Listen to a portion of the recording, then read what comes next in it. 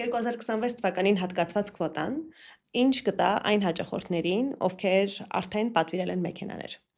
Ամենաերրոն ու բան հարցն է, ճիշտ ասած, այս 2-3 օր է ինչ որոշումը կայացվել է, ամենաշատ զանգերը հենց այս մասով են, իրականում այն մարդիկ, ովքեր կհամաձայնվեն սպասեն իրենց մեքենան ստանան 26 թվականի շրջանակներում, մենք զանգելու ենք մեր հաճախորդներին մեկ առ մեկ ու առաջարկենք իրենց, եթե սպասում եք ստանալ 26 թվականի նույն մեքենան, ստանալու եք X արժեք էժան ու կարծում եմ մեծ մասը համաձայնվելու են, որովհետև բավականին մեծ զեղչեր ենք խոստանում մեր հաճախորդներին։ 2026-ին 15000 էլեկտրոմոբիլ առանց մաքսատուրքի։ Սա պարզապես թիվ է, թե իրական շրջադարձ շուկայի համար։ Իրականում անսպասելի շրջադարձ է շուկայի համար, որովհետև ոչ մեկս չէինք սպասում այս փուլում նման որոշման։ Մտածում ենք, որ նման որոշումները պետք է ավելի վաղ որոշվեր, որոշումը կայացվեր, դրա համար բոլորիս համար անակնկալ էր ու շուկայում միանգամից ցեղաշրջում է լինելու միանշանակ էլեկտրոմոբիլների պահանջարկը ինչքանով որ շատ էր, կարծում եմ կրկնապատկվելու է, որտեղ մարդիկ փորձելու են արտոնությունից օգտվել։ Եթե ես սովորական գնորդ եմ, ինչն է փոխվելու ինձ համար, որքանով է մեքենան դառնալու ավելի մատչելի։ Նայեք, եթե հաշվի առնենք նույն իրավիճակը, ինչ հիմա ունենք, ձեր համար մեքենան առնվազն ավելի մատչելի է լինելու 15%-ով, քանի որ մաքսատուրքը հենց 15% է։ Ձեր փորձից ելնելով, մարդիկ այսօր մեր օրերում էլեկտրոմոբիլին ընտրում են որպես խնայողություն, թե արդեն մտածողությունը փոխվել է։ Ու ավելի շատ որպես խնայողություն ու խնայողության հետ մեկտեղ մատչելի, բայց շատ բարձրակարգ կոմֆորտ։ Կարելի է ասել, որ Հայաստանում էլեկտրոմոբիլը այլևս էկզոտիկա չէ։ Չէ, էկզոտիկա է, ուղղակի հասանելի էկզոտիկա է, որովհետև այսօր ինքը էլեկտրոմոբիլը տարբեր գնային սեգմենտներ ունի ու գրեթե բոլորին էլ հասանելի է։ Ամենատարածված սխալը, որն անում է գնորդը էլեկտրոմոբիլ գնելիս կամ օգտագործելիս։ Բարդ հարց է։ Էլեկտրոմոբիլ գնելիս ուղղակի հաշվի չառնել իր պահանջները, այլ լսել ինչ-որ մեկի խորհուրդը, դա շատ սխալ է, կողքից խորհուրդներ են լսում ու այդ ձևով են մեքենայի ընտրությունը կատարում, հաշվի չառնելով, թե այդ մեքենան ինչ ձևով է իր կամ իր ընտանիքին ծառայելու։ Խնդիրները հիմնականում չկան, որովհետև եթե մեր մասով եմ ասում, մեր մասով է ամբողջությամբ ուղղորդում ենք, թե ինչ է պետք անել, որտեղ, երբ, ինչ խնդիր ու բոլոր դեպքերում միանգամից զանգ L-Drive service։ Երբ հաճախորդը գալիս է L-Drive, ինչով է նա իրականում զարմանում առաջին հերթին, առաջին հայացքից։ L-Drive-ում հաճախորդը առաջին հայացքից զարմանք է ապրում, որ ամեն ինչ մեկ վայրում է, պատվիրել, տեղում գնել, սպասարկվել, պահեստամասերը, փոխարինումը, գնումը, ամեն ինչ մեկ հարկի տակ, միանգամից ինքը ոնց որ full ամբողջական ծառայություն է ստանում։ Քանի որ այսօր էլեկտրոմոբիլների շուկան բավական ակտիվ է, ինչով է առանձնանում L-Drive-ը։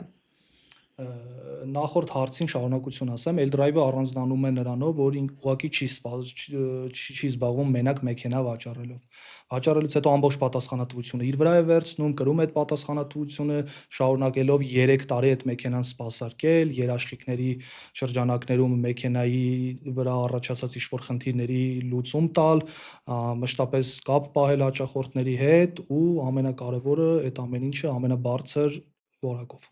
Որն է ավելի բարդ, վաճառել էլեկտրոմոբիլը, թե ապահովել սպասարկում հաճախորդների համար։ Միանշանակ ապահովել սպասարկում հաճախորդների համար, որտեղ հիմա էլեկտրոմոբիլ վաճառելը բացարձակ խնդիր չի, բոլորն էլ փորձում են դա անել, վաճառելը հեշտ է, դրա շարունակությունը շատ բարդ։ Կարելի է ասել, որ L-Drive-ը պարզապես մեքենաներ չի վաճառում, այլ կրթում է շուկան։ Համեստություն չանեմ, այո, կարելի է ձև ասել, որովհետև մենք նոր մշակույթ բերեցինք Հայաստան, մենք ոչ միայն մի բրենդով զբաղվեցինք, այլ մուլտի բրենդով, բոլորին ցույց տվեցինք, որ ամեն մի մեքենա իր գնի մեջ ունի հետևյալ առաջարկները, ամեն մի բրենդ ու ըստ դրա առաջարկեցինք մարդկանց մուլտի բրենդային ծառայություն։ Շատ լավ։ Ինչպես է ստացվել, որ L-Drive-ը այսքան արագ դարձել է վստահելի անուն, նույնիսկ նրանց համար, ովքեր դեռ էլեկտրոմոբիլ չունեն։ Ճիշտ ասած, տարբեր հարցազրույցներ եմ ունեցել այս մասով, զարմանք է բոլորի մոտ, թե ինչպես հնարավոր է 1 տարում ունենալ նման ընկերություն, մի տարում կայունացնել սպասարկման կենտրոն, մի տարում կայունացնել ավտոպահեստամասերի ամբողջական ներկրում վաճառած մեքենաների մասով, նույնիսկ այդ մասով արժանանալ տարվա լավագույն դիվերսիֆիկացիա իրականացնող ընկերություն։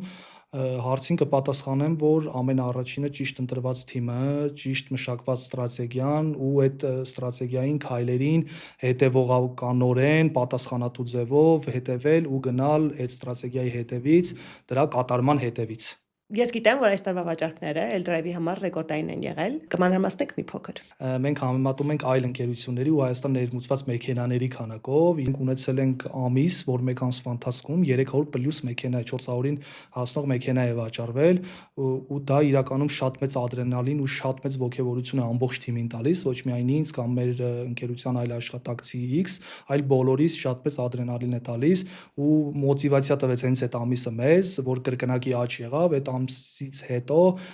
կյանքում հետ քայլ չանել, այլ միշտ գերազանցել նախորդ ամսվա ցուցանիշները։ 2026 թվականին ինչի վրա եք ավելի շատ կենտրոնանալու։ Նոր մոդելներ, նոր ծառայություններ, թե նոր մասշտաբներ։ Իրականում 3-ը միասին ու 3-ի հետ համատեղ նաև այլ ուղիներ կան, ընդլայնվել ոչ միայն Eldrive որպես ավտոսրահ, այլ Eldrive ավտոսերվիս, Eldrive ավտոփարտ, շատ մեծ պլաններ կան 26-ի հետ կապված,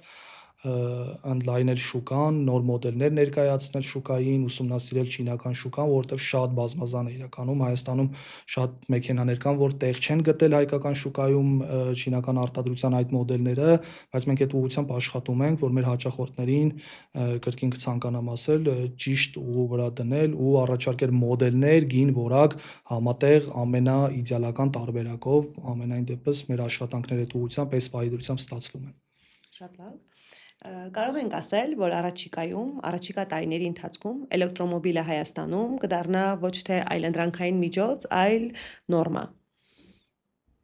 Իրականում, որ նայում ենք այն քայլերին, ինչ արվում է դեպի էլեկտրոմոբիլների տարածմանը,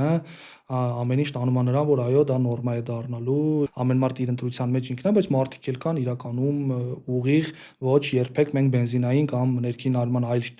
շարժիչներից չենք հրաժարվի, մենք էլեկտրոմոբիլը չենք ընդունել, բայց դա ամեն մարդ իր որոշումն է, բայց փաստացի 2 տարվա 3 մաքսիմում պատմություն ունի էլեկտրոմոբիլների այս լայն տարածումը, այս տենդենսը եթե շարունակվի եւս 5-ից 7 տարի, միանշանակ Հայաստանում բենզինային շարժիչով մեքենաներ կմնան երևի մենակ այդ մարդկանց համար, ովքեր որ սիրահար են բենզինային շարժիչների։